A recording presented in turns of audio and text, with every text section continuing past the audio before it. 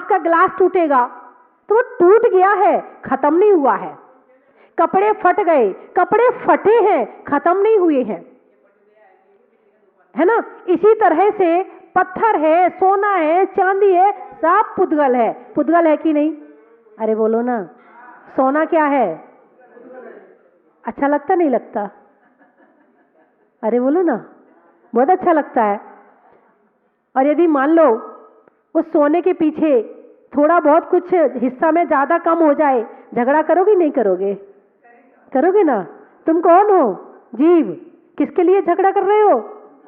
पुद्गल के लिए। पुद्गल साथ जाएगा क्या? नहीं जाएगा। झगड़ा कौन कर रहा है?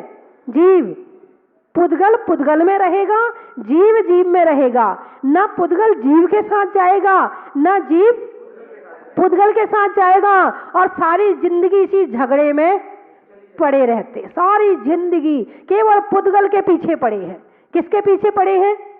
पुद्गल के पीछे। आपका मकान है, किसके नाम से है? या पति के नाम से होगा, या पत्नी के नाम से होगा, या ससुर के नाम से होगा। जब उसके ट्रांसफर का नंबर आएगा तो घर का हर सदस्य चाहेगा ये मकान मेरे नाम से हो जाए। बताओ, वो दादाजी चले गए, वो अपने साथ मकान ले गए क्या? नहीं ले गए। भले उनके नाम से था, लेकिन ले गए क्या? नहीं ले गए। तो संसार में ये सारा पुद्गल का खेल चल रहा। जग में जो कुछ देख रहे सब जड़ चेतन का खेल है। हम तुम तब तक बोल रहे हैं जब तक इनका मेल है, जब तक इनका मेल है। और जैन धर्म क्या है? इन दोनों को अलग करने की प्रक्रिया सिखाता है, इन दोनों को अलग बताता है, समझाता है और अलग होने की प्रेरणा देता है। वो कहता है कि तुम अलग हो और ये अलग है, तुम्हारे गुण अलग हैं और पुद्गल के गुण अलग हैं। जो 8 गुण पुद्गल के बताए थे स्पर्श के, वो भी नहीं है हमारी आत्मा में। गंध के खुशबू और बदबू, वो भी नहीं है हमारे आत्मा में। 5 कलर के रंग होते हैं, 5 रंग होते हैं ना, सफेद, काला, हरा, लाल, नीला। ये 5 रंग केवल दुनिया में 5 ही रंग है, इससे ज्यादा कलर नहीं है।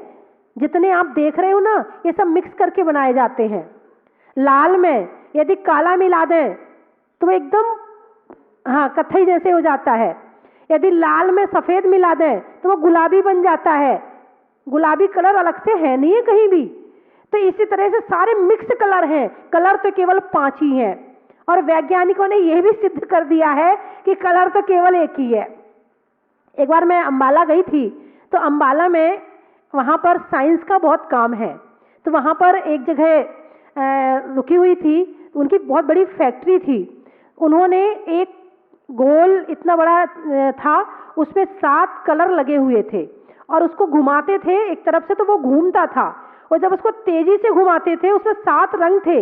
तो जब वो तेजी से घूमता था उस समय केवल एक ही कलर दिखता था, सफेद, केवल एक ही दिखता था। हाँ, मैंने अपनी प्रैक्टिकल आंखों से देखा है।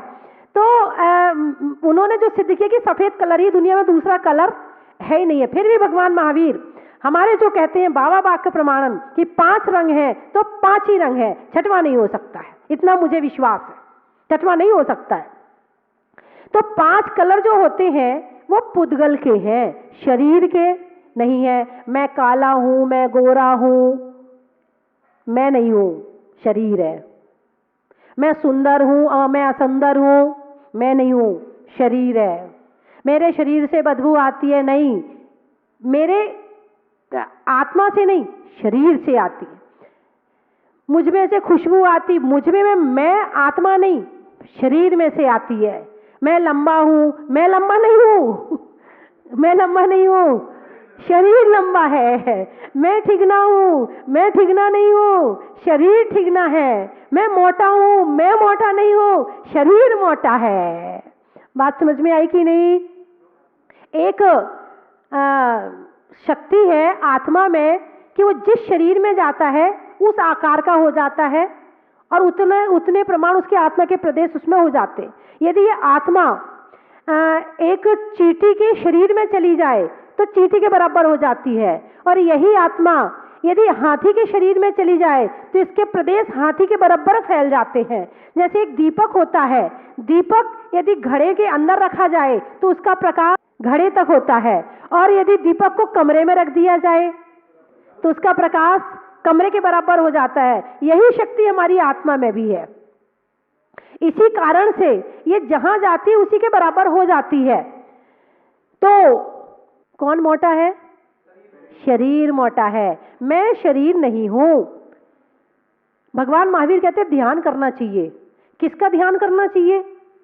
बैठ जाओ आंख बंद करके, बस यही सोचो, मैं जीव हूं, मेरे में चेतना है, मैं शरीर नहीं हूं, शरीर अलग है, मैं अलग हूं, शरीर का स्वभाव अलग है, मेरा स्वभाव अलग है। ये चिंतन करो बैठकर।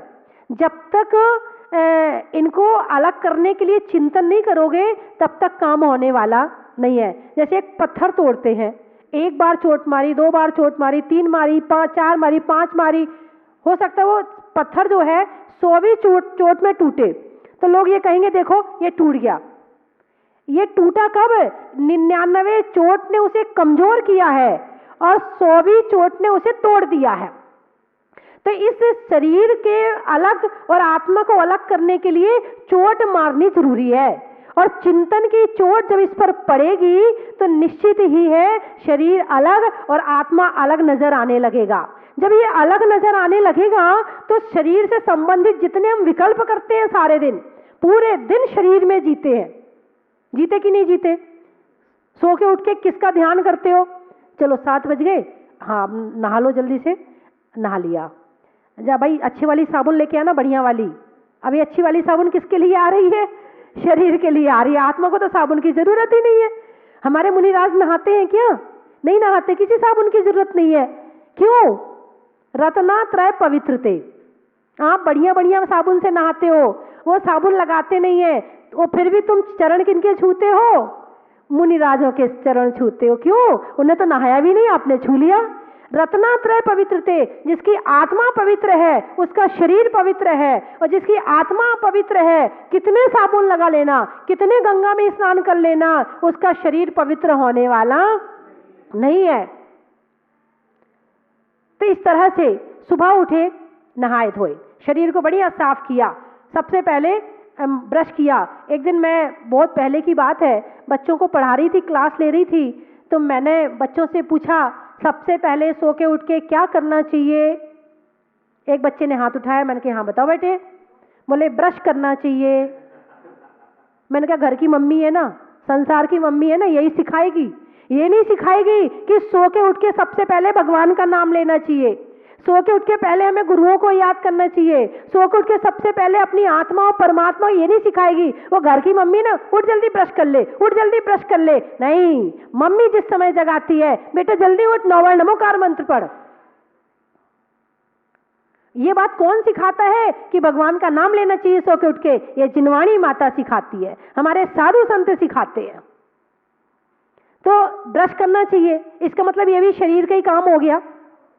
ठीक है, फिर नहाए धोए, चलो मंदिर हो आते। मंदिर में भी दर्शन वर्शन में कोई ज्यादा विचार तो आचार विचार तो होता नहीं, अपने चावल चढ़ाए और अपने चले गए। कुछ लोग होते हैं अभिषेक भी करते हैं, पूजा भी करते हैं, हो गए वो भी हो गए। अब जल्दी चलो भाई, भाई एक काम करना, वो वाली पूजा मत कर, वो ना छोटी वाली पूजा कर ले, वो ना जरा आज जल्दी जाना है घर मुझे। किस लिए जाना है? जरा खाना जल्दी बनाना है। ऐसा होता है नहीं होता है? जरा दुकान जल्दी जाना है। पूजा करते करते भी दुकान, खाना और घर याद आ रहा है। बताइए पूजा में आत्मा और परमात्मा याद आया क्या? मतलब पूजा भी शरीर के स्तर पे ही चल रही है। भगवान से प्रार्थना करेंगे, हे भगवान हम ठीक रहे, हमारा परिवार ठीक रहे। बात समझ में आई कि नहीं? आत्मा ठीक रहे, इस बात की प्रार्थना क्यों नहीं करते हो? जब आत्मा में शक्ति जागृत होगी तो शरीर तो वैसे ही मजबूत हो जाएगा। हमारे साधु संत एक बार आहार लेते हैं और 30-30, 40-40 किलोमीटर एक दिन में पैदल चल लेते हैं। और जो संसारी प्राणी है वो दिन में कितने बार खाता है? ताकत की गोलियां भी खाता है, ताकत के कैप्सूल भी खाता है, उसके साथ में पूरा दूध का, जूस का, फ्रूट का, बादाम का, काजू का, सबका ध्यान रखता है। और उससे कहो 4 किलोमीटर पैदल चलने के लिए हांफने लगता है। क्यों? क्योंकि जो दिमाग से जीता है उसे खाने की जरूरत नहीं पड़ती ज्यादा, उसका काम कम में चल जाता है। और जो केवल शरीर से जीता है उसे दिन भर खाने की जरूरत पड़ती है। खाना कम करो, आपका दिमाग काम करना शुरू कर देगा। जितना ज्यादा खाओगे उसका दिमाग उतना ठस होता है, और जो जितना कम खाता है और माइंड से काम करता है उसका दिमाग उतना अच्छा होता। यहां बिहाड़ा वाले पंडित जी हैं, रतनलाल जी, 1 रोटी खाते हैं सुबह, आधी रोटी, और आधी रोटी शाम को, और 1 गिलास दूध पी ले तो रोटी भी गई, कोई नाश्ता वगैरह भी नहीं। और उसके साथ में 18 घंटे स्वाध्याय करवा लो उनसे। यहां बिहाड़ा वाले पंडित जी हैं, रतनलाल जी, 1 रोटी खाते हैं सुबह, आधी रोटी, और आधी रोटी शाम को, और 1 गिलास दूध पी ले तो रोटी भी गई, कोई नाश्ता वगैरह भी नहीं। और उसके साथ में 18 घंटे स्वाध्याय करवा लो उनसे। जो व्यक्ति दिमाग से जीता है ना, उसे ज्यादा खाना, आजकल के बच्चे भी जो पढ़ते लिखते हैं वो ज्यादा नहीं खाते हैं, क्योंकि दिमाग की भोजन ज्यादा चाहिए हमें। जब तक हमारा दिमाग स्वस्थ नहीं रहेगा तब तक ये शरीर खाने को मांगेगा। और अपना काम अपने दिमाग से जीना शुरू कर दो, आत्मा के स्तर पर जीना शुरू कर दो। हमारे जैन साधु इतना बिहार क्यों कर लेते हैं? वो शरीर से नहीं, वो आत्मा से जीते हैं। जिसने आत्मा को अपने जीवन में ले आया उसे शरीर उसके पीछे है, और जो सारे दिन केवल शरीर के पीछे पड़ा रहता है उसकी आत्मा पीछे हो जाती है, केवल वो शरीर का ही ध्यान रखता है। तो 2 तरह की जिंदगी है, एक जिंदगी आत्मा के स्तर पर जी जाती है और एक जिंदगी शरीर के स्तर पर जी जाती है। आप लोग कौन सी जिंदगी जी रहे हैं? बोलिए ना, अरे बोलिए ना। शरीर के स्तर पे जी रहे हैं। कौन से स्तर पे जी रहे हैं? शरीर के स्तर पे। थोड़ा सा ऊपर उठो। हमारे भगवान महावीर ने बहुत सारा ज्ञान दिया है। करो स्वाध्याय बड़े बड़े शास्त्रों का, और पड़ोस में एक एक लाइन पढ़ करके ऐसा लगेगा हम कहां भटक रहे थे, हम कहां पुद्गल के पीछे पड़े थे। अरे आत्मा के पीछे पड़ो, पुद्गल के पीछे पड़ते तो अनादिकाल बीत गया। ये साड़ी अच्छी है, ये साड़ी खराब है, ये कलर बढ़िया है, वो कलर खराब है, ये अच्छा नहीं है, वो बढ़िया है। सारे दिन इस ऐसा करते करते पूरी जिंदगी निकल जाएगी। ये मामला तो कभी खत्म होने वाला नहीं है। अपनी आत्मा के स्तर पे जियो तो ये जिंदगी कुछ सार्थक हो जाएगी। और केवल शरीर के स्तर पर हमने जिंदगी जी और हमने इस जिंदगी को खत्म कर दिया तो समझना जीवन मिला और नहीं मिला बराबर हो गया। अंतर इतना है, पशु कच्चा खाकर जी लेते हैं, हम पका करके खा के जी लेते हैं। पशु बिना कपड़ों के जी लेते हैं, हम थोड़े कपड़े पहन के जी लेते हैं। पशु अपने बाल बच्चों की उतनी व्यवस्था नहीं कर पाते हैं जितनी व्यवस्था आप कर देते हो। पशु उस तरह जीते हैं और मनुष्य अपने बच्चों की व्यवस्था अच्छी कर लेते हैं। बस इतना ही किया ना, इससे ज्यादा तो कुछ नहीं किया ना। यदि इतने में ही जिंदगी खत्म हो गई तो पशु की जिंदगी में और मनुष्य की जिंदगी में कोई अंतर नहीं है। आजकल के वैज्ञानिक भी हैं, वो क्या किस चीज पर रिसर्च कर रहे हैं? केवल पुद्गल के ऊपर। उनकी रिसर्च किस चीज पर है? केवल पुद्गल के ऊपर है। ये मोबाइल क्या है? पुद्गल है। टीवी क्या है? पुद्गल है। कंप्यूटर क्या है? पुद्गल है। आत्मा को पकड़ सकता है? आत्मा को कुछ कर सकता है? नहीं कर सकता है। जिस क्षण इस शरीर से ये आत्मा निकल रही है कोई वैज्ञानिक रोक नहीं सकता है, क्योंकि आत्मा के जो कारमान वर्गणाएं हैं वो इस सारे कमरे को बंद कर दो, हवा आने की कहीं से जगह भी ना रहे, एक छेद भी ना हो, आत्मा इस दीवार को भी पार कर सकती है। आत्मा में वो शक्ति है, तुम ढूंढते रह जाओगे, पकड़ ही नहीं सकते तुम आत्मा को। इसको पकड़ा है हमारे भगवान महावीर ने। वैज्ञानिक की प्रयोगशाला में पुद्गल की रिसर्च चलती है और भगवान महावीर की प्रयोगशाला में आत्मा की रिसर्च चलती है। वो केवल पुद्गल के स्तर पे ये मशीन बना दी, वो मशीन बना दी, वो मशीन एरोप्लेन बना दिया आकाश में उड़ने के लिए, और जमीन में अंदर जाने के लिए और मशीनें बना दी। सब मशीनें बना सकते हैं, मगर आत्मा को सुधार दें, आत्मा का कल्याण कर दें, वैज्ञानिक ऐसी कोई मशीन नहीं बना सकते हैं। और इतनी मशीन बनाने के बाद हो क्या रहा है बताइए? दुख बढ़ रहा है कि घट रहा है? बढ़ रहा है। आज बड़े बड़े शहरों में आप पता लगा लो, दिल्ली, कोटा, जयपुर, इतना चिकनगुनिया फैला है, इतना चिकनगुनिया फैला है, मैंने पहले कभी नहीं सुना कि इतना चिकनगुनिया किसी शहर में। इस साल जो देखा कि सबको अटैक कर रहा है, जो उनको देखने के लिए जा रहा है वापस आता तो बीमारी वापस आ गई उसके साथ भी। ये क्या है? इतनी मशीनें बनाई, सुख बढ़ा या घटा? दुख बढ़ा है। अब ये बीमारी हो गई, खाओ दवाई, एक दवाई खाओगे साइड इफेक्ट, दूसरी बीमारी तैयार, दूसरी दवाई खाओ साइड इफेक्ट, तीसरी बीमारी तैयार, एक तो हाथ पैर तो ठीक हो नहीं पा रहे, दूसरी बीमारी और तैयार। बताइए सुख बढ़ रहा है कि घट रहा है? जितना पुद्गल के साथ जियोगे उतने दुखी, और जितना पुद्गल से दूर होके जियोगे उतना सुखी। अब सुखी होना चाहते हो या दुखी होना चाहते हो? सुखी होना चाहते हो तो भगवान महावीर की बात मान लो। थोड़ा थोड़ा जितना पुद्गल से अटैच हुए हैं थोड़ा दूर हटो, थोड़ा आत्मा का चिंतन करो, आत्मा का मनन करो। पुद्गल के गुण मैंने आपको बता दिए कि ये पुद्गल के गुण हैं। जब कभी कहते हो मैं काला हूं, दिमाग में तुरंत अटैक हो जाए, मैं काला नहीं हूं, शरीर काला है। मैं गोरा हूं, आईने के सामने खड़े होते ना, जब तैयार होते ना, मैं बहुत सुंदर हूं। हाँ, एक बार तो अपने आप में बात आई जाती है। और जो जितने भी लोग हैं जब आईने के सामने खड़े होते हैं तो जितने आप पिक्चर देखते हैं, टीवी देखते हैं, उसमें कलाकार से यदि किसी की शक्ल मिलती है तो वो अपने आप को वो ही मानने लगता है।